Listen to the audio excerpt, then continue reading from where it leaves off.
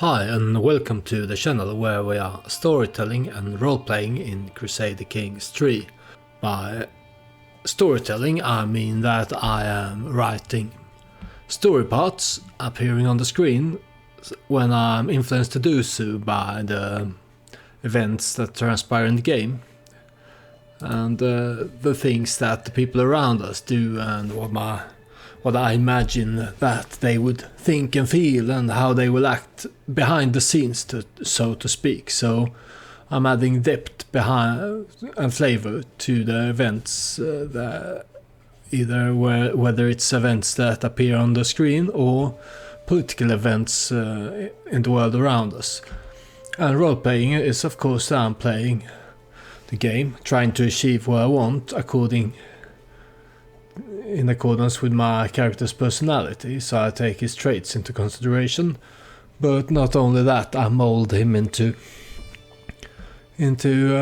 something of a real person, thinking and figuring out who he is, the character I'm playing is, and what he would feel and what he would act. And in the last couple of episodes we've had a lot of stuff going on with Maer here. I would actually say that she's becoming the second most important person for this story so far. Riksgodi Maer Björnsdottir of House Munzer. The most important person is neither this king or his father. It is actually a concubine, the mother of King Balder here, Giselle. We captured her when we were raiding Brittany, and she became the concubine of our first character, King Frey.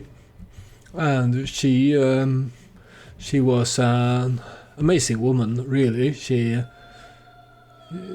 found a place at our court and a place with the king where she could further her ambitions and make sure that in her way she made sure that her son now sits on the throne of Aquitaine, and that our character, who is not her son but the son of our first character's wife. As a Viking character you have a wife and then you have concubines.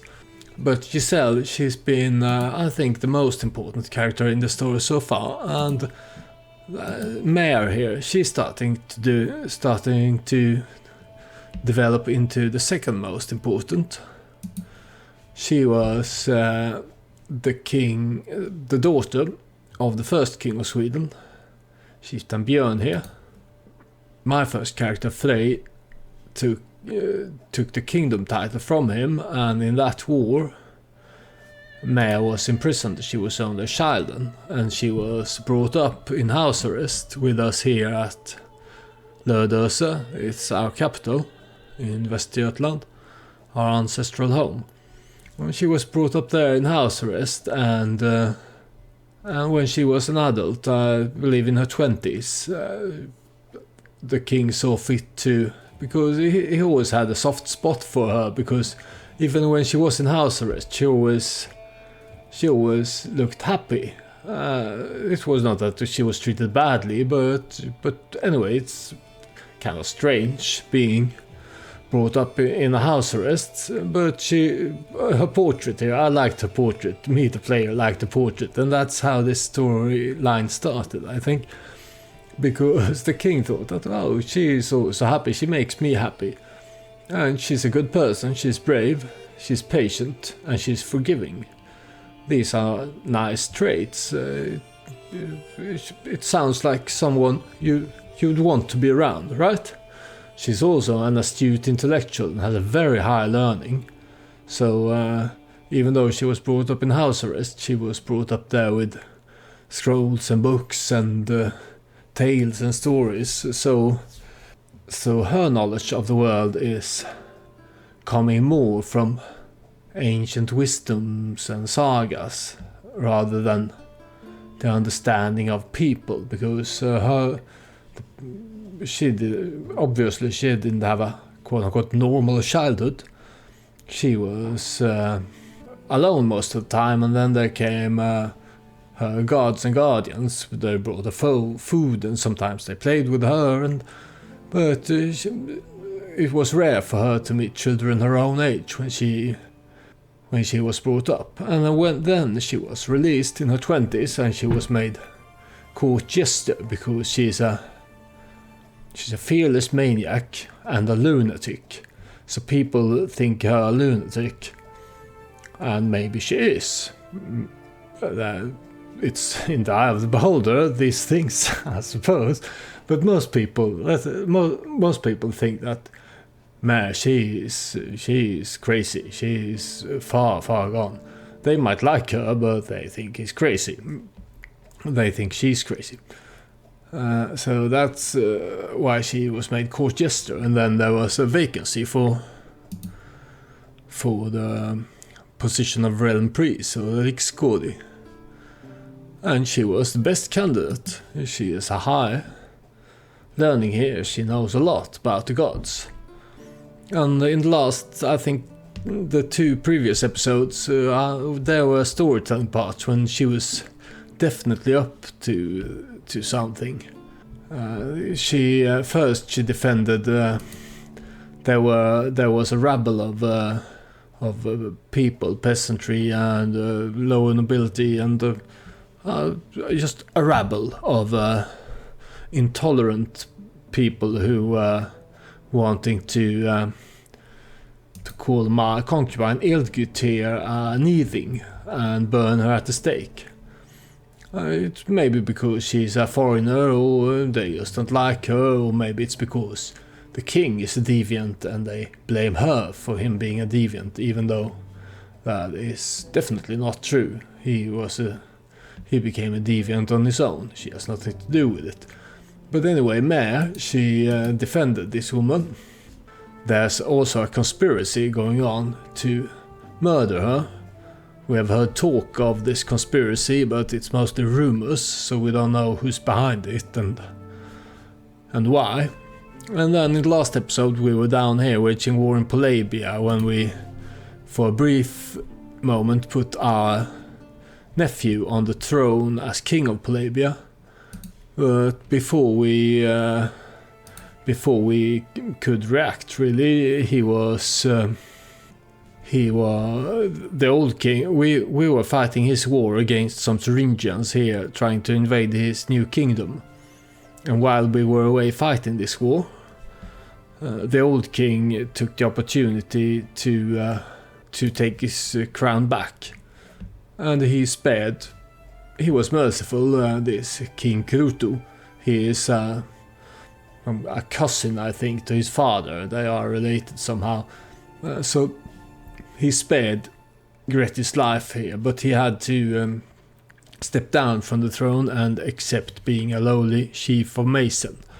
But Starkadr, our king, he thinks that he has done enough for this nephew now. He gave him the throne, he tried to defend him, but he couldn't hold on to it. And now he has his own lands here, and he has a lot of claims, so it's up to him now to do something with his title and his future.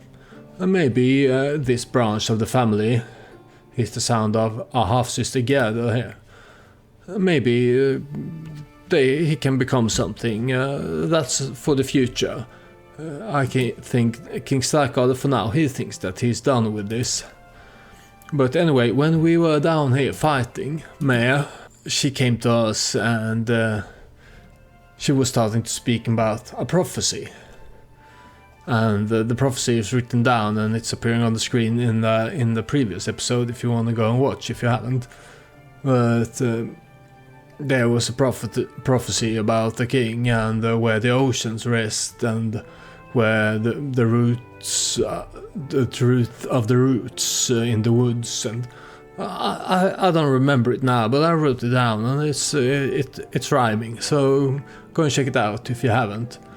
But she is now traveling to Ranaheim here because she figured out that the prophecy was referring to where the oceans rests. It's here in the fjord, right? That's what Maer thinks. So she's traveling there to find some clue to this prophecy. And we also had, I don't know if I can find him. Yeah, here he is. Thorfinnur. This man, Thorfinnur, when we were down in Germany here fighting, he just wandered into our camp from the woods. He's an insane zealot, it says.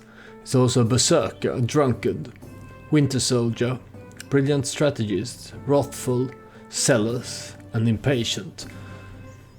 He just wandered into our camp and claiming that he was sent by Odin, and he also had some prophetic some prophecies to on his lips when he appeared, and Maer said that we should listen to him.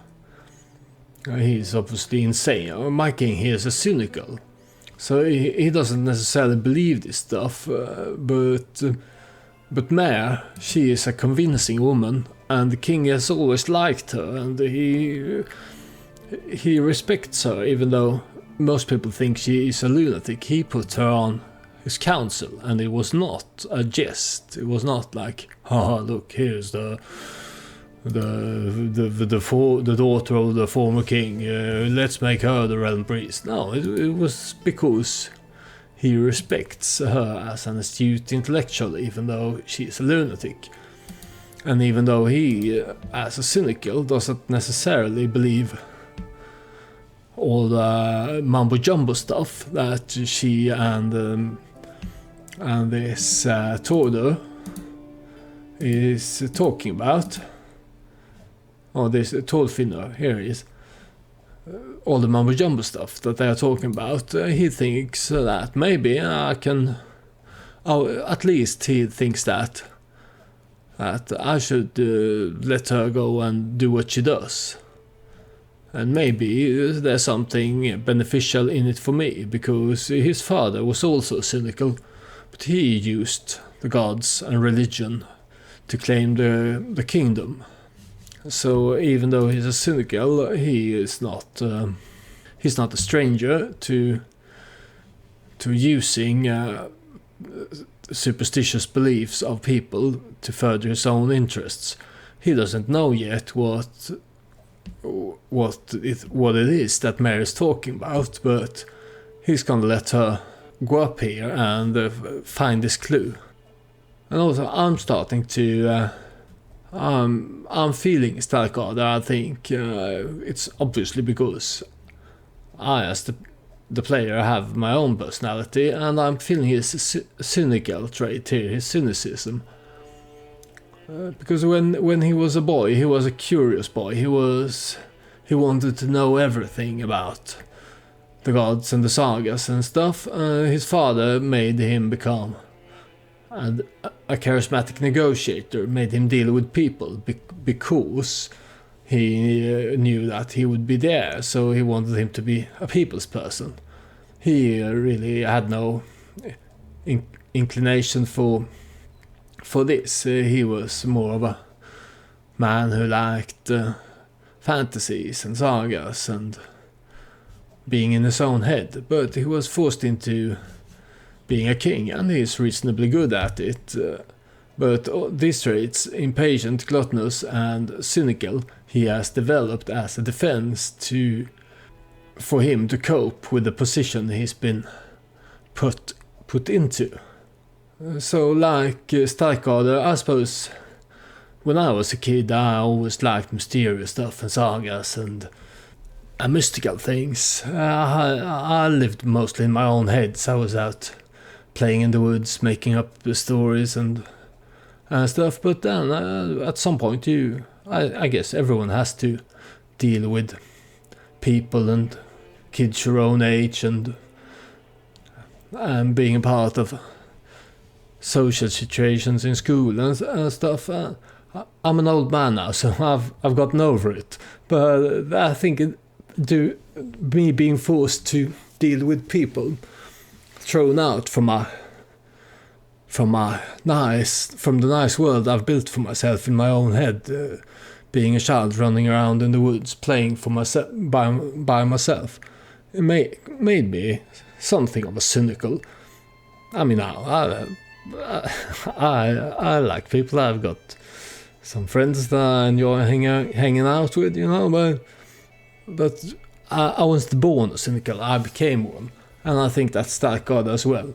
And he has this tickle in his spine or his gut when there's something mysterious, something that he can't figure out, something where the truth isn't obvious.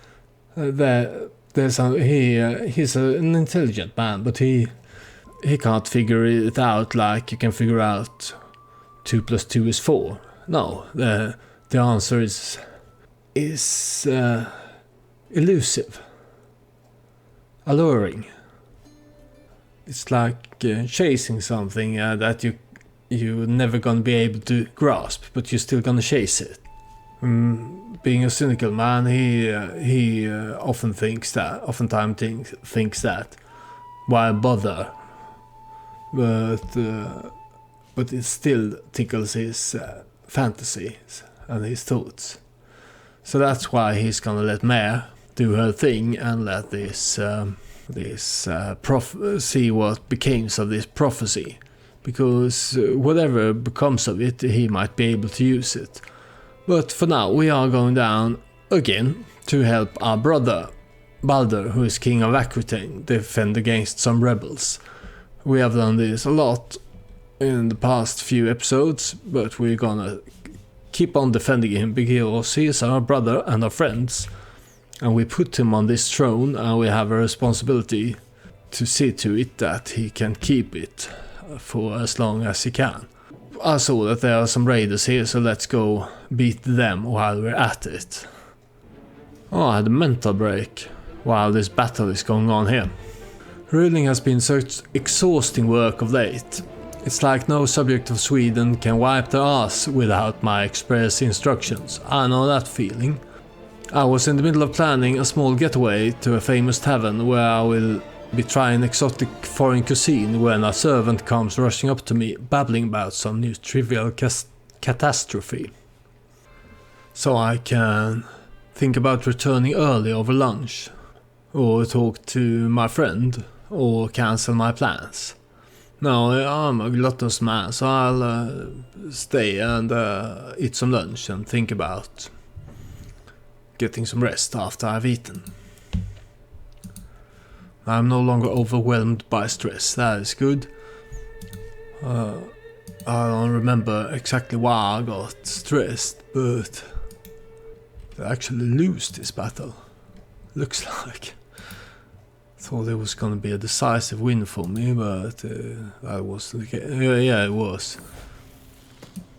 Spouse up to the task. Some of my counselors believe the job is theirs by right. Alright, it's this one. When my wife is gonna teach my counselors to improve their work, so she can teach Jarl Torbrand, my steward, or Riksgodi Maer. Yeah, maybe Riksgodi Maer is in need of some guidance. She's been up to a lot lately, so my wife is gonna go talk to her.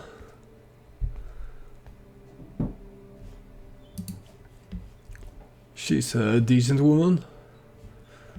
She and Maer can go have a discussion. Riksgodi Maer is in need of some guidance. I gain studying and learning, and Maer gains opinion on me for this because she appreciates the help. That's good.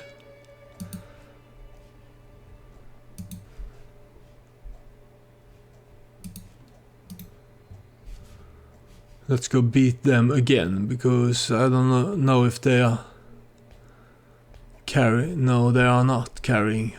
Let's go beat them again anyway, for having the audacity to raid my lands. A life to remember. No, this must have happened in the last episode without me noticing. Jarl Karl, my half-brother. I was thinking about giving him the crown of West Francia, because he also has claim to French titles from his mother Giselle. But he must have died in the last episode without me noticing it, because I was probably busy with war stuff. But now he's dead, apparently. Who's his heir? It's Jarl Urvar. He has a high opinion of me. A decently high opinion anyway. Does he have claims to France?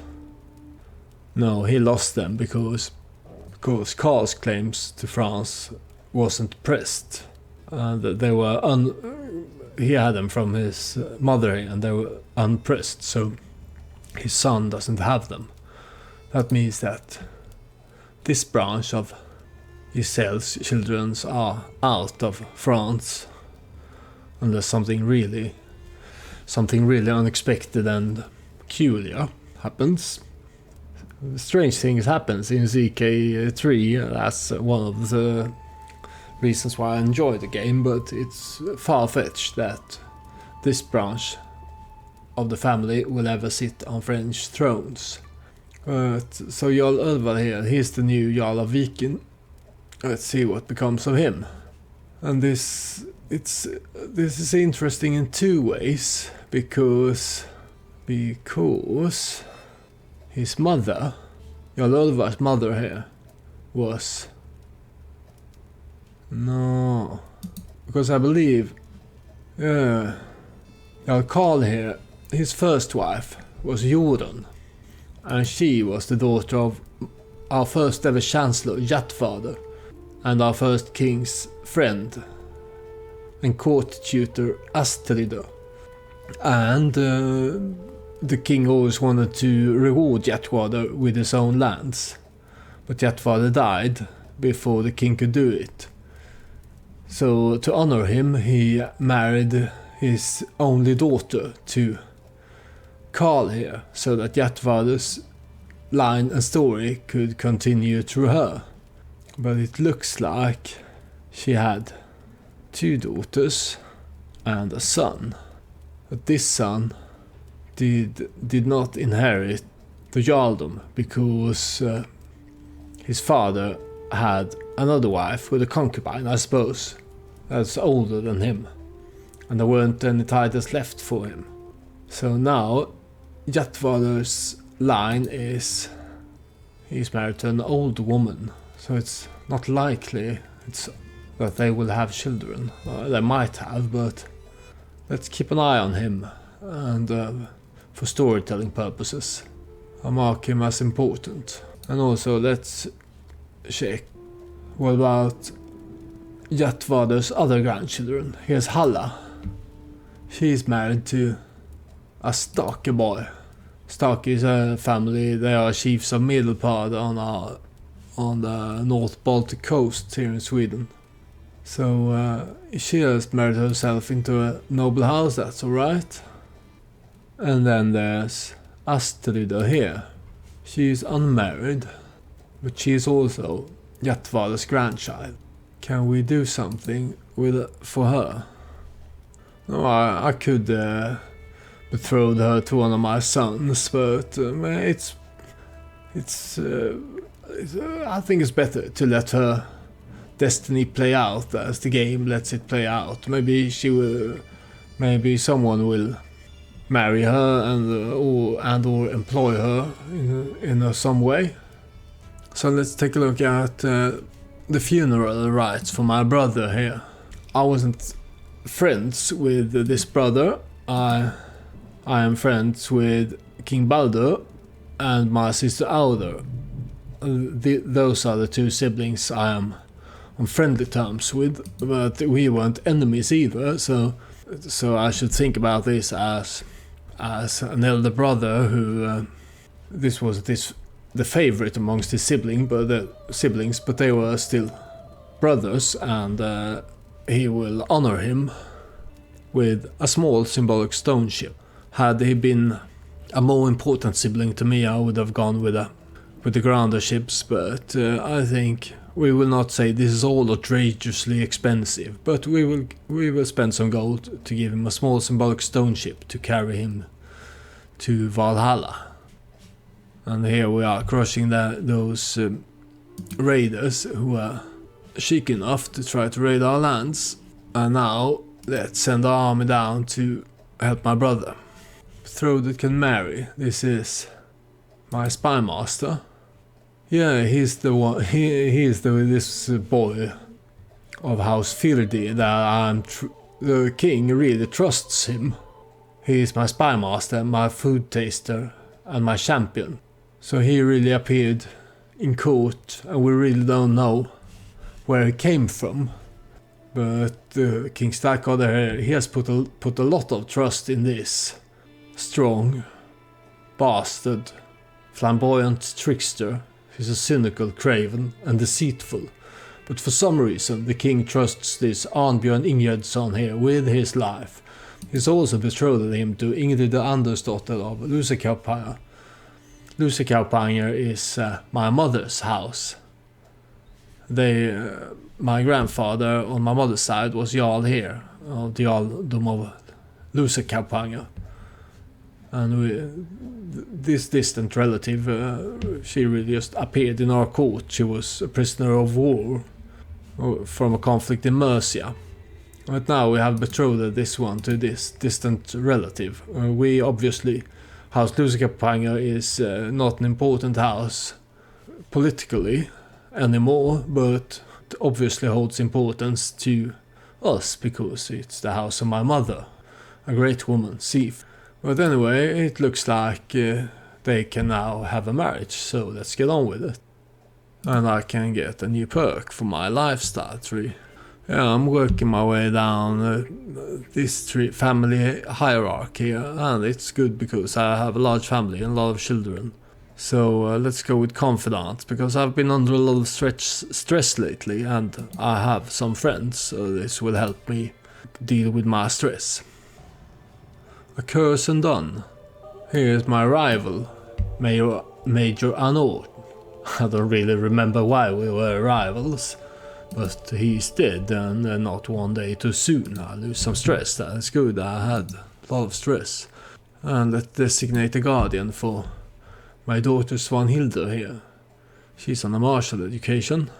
Looks like she's doing good with it. She's a bossy and comely girl. Maybe she will be a comely shield maiden. I really hope so. Let's have my commander and champion here, this man I mentioned before. This insane zealot that appeared from the woods down in Germany, claiming he was raised by wolves and sent by Odin. Let's have him educate my daughter. Maer here. She has convinced me to let her be the guardian of Frey Starkadrsson. She sees something in this pensive and calm boy. She thinks that he is destined for greatness. So she shall educate Frey here. He is named after my father. So it's quite an ask for Maer. But the king saw fit to give her a guardian because he's on a learning education, and she is the most learned character in the realm. So it's fitting that she educates him if he's gonna be a learned man. Shall I create Kingdom of Norway? It will cost me some gold, but I have the gold, and the really prestige is more important. And I will gain prestige for doing this, so yeah, why not? Create Kingdom of Norway. And does that mean that these people here want to be vassals? Yeah. So I can vassalize Jarl Radek Bårdsson of Helgoland, because he recognizes that his Jarl is de jure part of Norway, so he will accept to be my vassal without any need for bloodshed. He's also a really learned man. There's a lot of learning up here. He's close to this holy site here as well. So House Torgal, welcome to a burgeoning empire. I doubt that my old arch enemy here of House Yngling will accept vassalization. Although our rivalry was really with his grandfather. Jarl Harald Tangla here. So maybe Igdafylke will accept is at war with Denmark. So we'll have to wait and see how that plays out before we might be able to vassalize him. Welcome, Jarl Rödeker Bårdson. A new vassal. Excellent. I had a new son with my concubine, Svanhilda. She was the one, she's the pretty Anglo-Nordic girl that was married to my son for a week or so before he died from typhus. The king, having no shame at all, thought that, well, here's a pretty young woman going around, and her husband, even though that husband was his son, is dead, so he made her his concubine. I don't think that she and our boy Sjodmunder here had time to consummate the marriage because he was sick in typhus and dying. So I think not. But anyway, she is now a concubine and she is given birth to Ottar. Ottar Starkadesson, and he inherited his mother's handsome features. That's good. May you grow to be strong and wise. Son of Starkadr and Svanhilda. Here is someone who is angry at me. You might be a king, but you are also a loathsome knave. The unprovoked anger expressed by my sister and friend Auder comes as a complete surprise. She has been under a lot of stress lately, but to behave like this. So she is my sister and my best friend, but obviously she's angry at me. I lose some stress for this because that even she struggles. It's calming. Alright. How's Auder doing? She is irritable. Oh, that's probably why. She's an irritable drunkard. So she loves me, but she takes out some of her rage at her best friend. That's fair. That's alright. That's what best friends are for, sometimes. Auder's boy then, how's he doing?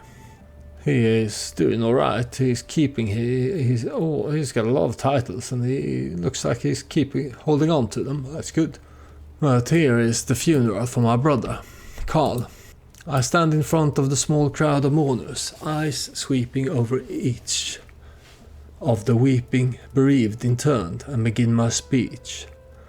Karl had a singular drive. Perhaps that's why he was considered a fine jarl, a feat that he may never be surpassed in. The barrow behind me already contains a small facsimile of a ship, traced in weighty headstones and filled with cobbles. It's already buried neath a weighty grave of earth. Retainers carrying the last of the burial treasures, then, finally, Karl's corpse laid out atop its bier. Close the mound. And I lost some stress here. Poor Karl though. But his family is continued, or his line is continued, so it's a bit sad. He was Giselle's firstborn. And if you've been watching before, you know all about Giselle and her part in the story. Here comes my army now to help my brother. And here's a quarrel. It's my brother. He's quarreling with Prince Bletin. Oh, he is of this poor house, Kings of Brittany. We have a long history with them, also involving Giselle and Karl here. Karl and he are probably related. Yes, they are actually brothers, because Giselle here, she was the Queen of Brittany, married to this greedy bastard King Salomon, whom I and my previous character hated. And we liberated Giselle from this, and she became happy with us and gave birth to children who are now, and one of them is now King of France. But obviously, so they are brothers, they have the same mother, Giselle. He was only a small boy, an infant, when Giselle was brought to Scandinavia to become the king's concubine there. So these brothers, they are, I doubt they even, they probably know they are brothers by now. since he took the crown here, because he had the claim, because he was the son of Giselle, who was the daughter of Charles the Bald of House Carling. So that is his claim to the throne here. So obviously those people in Brittany know by now that they are half brothers. But let's see about this quarrel. My brother and friend King Balder has been quarreling with his brother. Yeah, it says here Prince Bletting for days. Just now I can overhear them arguing in the next room over. So this must be when my army arrives here to Bordeaux. Unbelievable, Balder shouts. How can a knave like you believe you are the ideal manifestation of Korp family virtues? I'm clearly far more deserving of that distinction than you. So this one, Prince Blettin, he's somehow claiming to be a better Korp than Balder here, even though he doesn't have our family name. He only has the same mother. Maybe it's some kind of scheme of his to get himself in a stronger position to claim this kingdom or something like that, but I can go with no fighting in the family or let them sort their quarrels in peace. So I can enter the room to break up their fight or lose some stress by letting them sort their quarrels in peace. Well, obviously I would, because this one, he's not of our family. He might have Giselle as a mother, but we hate his house and Brittany, and we have long-standing rivalry and hostility with the royal house of Brittany. So this is a bit of a strange event. But what would he's impatient, gluttonous, and cynical. Well, the best choice would be to lose some stress, but no, I think maybe there's a follow-up event here that might be funny. So our King Sigurd, he's landing here in Bordeaux, right? And he walks into this, his brother fighting with this man who is his brother but who really has no relations to us. As I walk into the room, Balder turns to face me. I'm glad you are here, Starkadel. Won't you please talk some sense into Prince Blettin of Rennes? He is being completely unreasonable. So I can say, yeah, shame on you, Blettin. Or you are in the wrong here, Balder. Or you are both acting like petulant children. Or, ha, I'm clearly the best Korp around. This event is a bit strange. It's probably not taking into consideration the actual family ties here, but this is not a hard choice at all. It would be different if I actually consider this man as a brother, but I'm not even brothers with him. He has the same mother as my half brother, and my half brother here, he is my brother and my friend. So I will obviously go in and say, yeah, shame on you, Blettin. Leave my brother alone. Go home to Brittany. You're probably greedy like your ugly, evil father was. Yeah. Here's my army now, low on supplies. Let's go beat those. Who are those people anyway? They are Catalan Catholics. Let's go beat them there. They are trying to siege down Auvergne. That's a name of some importance for Gallic people in Roman times, I seem to remember. Oh, returning from the Varangian Guard. I barely recognize my son and heir, Askild, as he enters my great hall. I am home, father, Askild bellows. There have been many a time I thought I would never see these shores again, but I am finally back.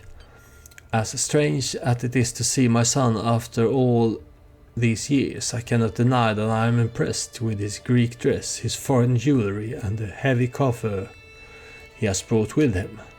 So I welcome him home, and I gain prestige and gold. He has been in the service of Basileus Leon VI of the Byzantine Empire, and he became a Varangian. That's great for him. Welcome home, Askild. Who's leading this? Yeah, it's my insane zealot, Thorfinnr, my new champion. He's gonna go crush them. My champion wounded someone, that's good, and as predicted it was decisive victory for us here. So who's the war leader? It is Sunnifred. Looks like there are more people in this, right? Duchess Kisilo and Duchess Lucia. So let's have a siege army go down to Toulouse here and march our other troops there. Here's an event with my Crusader Maer. Laughter is the best medicine. Have you heard the one about the king and the stable boy, my lord? It goes like this. My Jester Maer muses happily. My face is flushed and tears of laughter are running down my cheeks. Where does she get all the jokes from? She is hilarious. Perhaps it is time to get back to work, lest I die from laughter. What? So I can lose stress. There's a 1% chance I would die. Or I can lose less stress, but not die. I really don't want to die. I have some stress. Well, normally I would have gone for this because I don't want to die here at 50. He still has a lot of things that he can do in his life. So I will go, but anyway, I will go with the 1% chance of me dying. Go on, tell it. I really want to hear this joke. And he's an impatient man. So he wants to hear this joke and he wants to hear it now. Oh, thankfully I did not die from this. So I took some prisoners. Isabella de Toulouse. She's worth some ransom money. I will take it. See, a snake at court. I am heading for my chambers to enjoy some blessed sleep when I hear a faint rustle from my window. Just the wind, I think, until the wind starts to speak. Swanhilda, open up. My spring blossom, it is I, Ketil. I push the shutters open, and lo and behold, a man has climbed up to Swanhilda's window. It is my vassal, Jarl Ketil. So Jarl Ketil Hildursson here, of House Ulfing. They are Jarls of Östergötland. Is trying to get into my concubine, this pretty Anglo-Nordic girl's room. Well, I'm gonna call for the gods. Someone is giving me an artifact. It's Jarl Urval. And it's my nephew, the son of the recently deceased Karl. He is giving me hide of the black rabbit of Telemark. That's nice of him. Thank you. Where can I hide? Where can I hide this hide? I don't want to hide the hide, I want to hang the hide. Here, hide of the black rabbit of Telemark. It shall hang there. That's a little small wall ornament. A hide of a black rabbit. That's here's anyway. Ingrid the Understotter of Lusakarpanga. That's the distant relative from my mother's side. She's talking to one of my concubines, Huld. Let's see what this is about. Second-hand glamour. Finest raiments in the land. Huld, mostly because they ain't from this land, chortles Ingrid as I walk past her open chamber. Her voice oozes charm, but even so, my other courtiers seem unsure of the pitch. Almost new, just as good as new, and fresh from the trendsetters in King Ludwig's court. These are what everyone in the Kingdom of East Francia will be wearing next season. So she is a little fashionista here, Ingrid. And I can say, my, those do look enticing. I can pay her and gain some court grandeur. Or I can say, we don't need foreign nonsense in my court. Or, who cares what people wear? Oh, there's nothing really in the king's personality to guide me here, but I think that had it been me, I would have gone with my. Those do look enticing. I like nice clothes, so I would gladly pay 50 gold to get some grandeur. Here you go, Ingrid. My court grandeur is now level 6. I think that is good. I haven't really looked into this court grandeur thing too much, I think, because you need to be, we're still tribal, and there's a limitation to what you can do with court grandeur as long as you're tribal anyway. So it looks like we're slowly winning this war here for my brother. Here we captured some knight. It's not really a good one. Secret is exposed. My sister Audel has copulated with her lover Sörkvid. My sister and best friend has copulated with Sörkvid Selinger. I don't see why this should bother the king. Why would he care what they do? I know that this is considered a crime according to our religious laws, but the king doesn't really think this is a crime, and even if he did, he wouldn't accuse his sister of anything. So it looks like we won another war for our brother here. That's good. Oh, it's my firstborn, Askel. How many children does he have? I don't remember him having all those kids, but I suppose that is good. Yeah. I remember now. I named his firstborn after me, his firstborn son. And anyway, he has another son, Ketil. That's great. May you grow strong and wise. Empty council position. My chancellor, it was this Jarl of Hede in Norway, I think, who was the last chancellor. No, it was... first it was this man's father. And then when his father died, I had someone better. A relative. I think I appointed my youngest brother. Oh, no. I appointed my youngest brother, Giselle's third son, Chieftain Bragi, as chancellor. He was chief of these two chiefdoms here, and he's now dead, and his son, Tosti, my nephew, is now chief here. But that's too bad, because he also had all those claims to France, but since they weren't pressed in the war, they are lost for our family. So really now Giselle's only legacy, or at least her only legacy in France, the only one waging war for her dream to have her sons sit on the thrones of France, is Balder here. Both of his brothers are dead. He has other brothers, but they don't have Giselle as a mother, so they don't have claims on France.